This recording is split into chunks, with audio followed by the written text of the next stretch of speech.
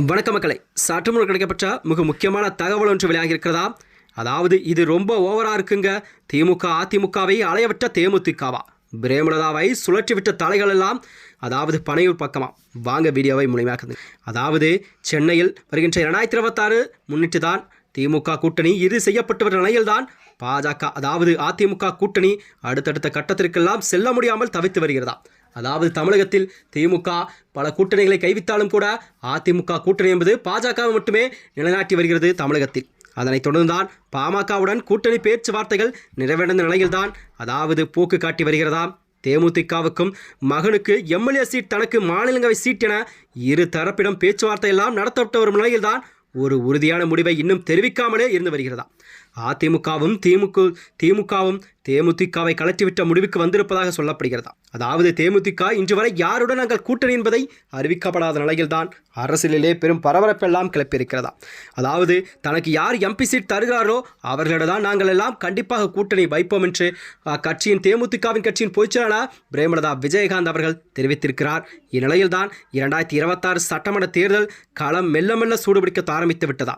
தமிழகத்தை பொறுத்தவரை ஆளும் கட்சியான திமுகவும் ஆண்ட கட்சியான அதிமுகவும் இந்த 2026 தேர்தல் என்பது கண்டிப்பாக அவர்களுக்கு ஒரு முக்கியமான தேர்தலாக பார்க்கப்படுகிறது.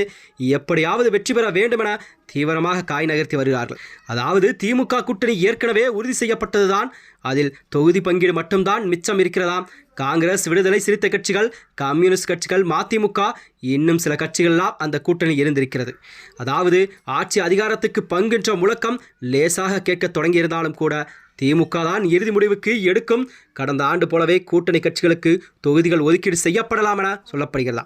இது ஒருபுறம் இருக்கவோ, அதாவது அதிமுக கூட்டணியை இன்னும் இறுதி செய்யவில்லை என்றே கூறப்படுகிறதா. பாஜக மட்டுமே ஏற்கனவே பாஜகவோடு கூட்டணி இருந்த அதாவது ஐஜேகே, தமாக உள்ளிட்ட கட்சிகள் எல்லாம் அதிமுகவுடன் கூட்டணி இருக்கின்றன. பாமகவுடன் பேச்சுவார்த்தை எல்லாம் நடத்தப்பட்டு இருக்கும் நிலையில் கூட்டணிக்கு இன்னும் சம்மதித்துள்ளார் அன்புமணி. அதாவது பாமக கட்சி என்னவென்றால் தந்தை மகன் உட்கட்சி விவகாரம் நாளுக்கு நாள் தீவிரமடைந்துள்ளதா. இந்த வகையில்தான் பாமகவுடன் எடப்பாடி அவர்கள் பேச்சுவார்த்தை எல்லாம் நடத்தப்பட்டு வருவதாக அரசியல் வியூகமெல்லாம் வகுக்கப்பட்டு இருக்கிறது. அதாவது விரைவாகவே பாமக, அதிமுக, பாஜக கூட்டணி ஒரு அதிகாரப்பூர்வமாக அறிவிக்கப்படும் என எதிர்பார்க்கப்படுகிறதா. ஆனால் தமிழகத்தில் முக்கிய அரசியல் கட்சிகளில் ஒன்றாக திகழ்ந்த தேமுதிகவின் நிலைப்பாடு இன்னும் தெளிவாக தெரியவில்லையாம். கடந்த மக்களவைத் தேர்தலில் அதிமுகவுடன் கூட்டிலிருந்து விலகிய தேமுதிக சட்டமன்ற தேர்தலுக்கு இன்னும் காலம் இருக்கிறது.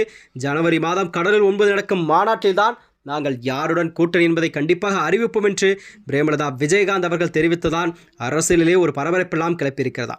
இருந்தபோதும் கூட அதாவது வருகின்ற 2026 சட்டமன்ற தேர்தல் கண்டிப்பாக தேமுதிக யாருடன் கூட்டணி என்பதை கண்டிப்பாக ஒரு கேள்விக்குறியாக இருந்து வருகிறது.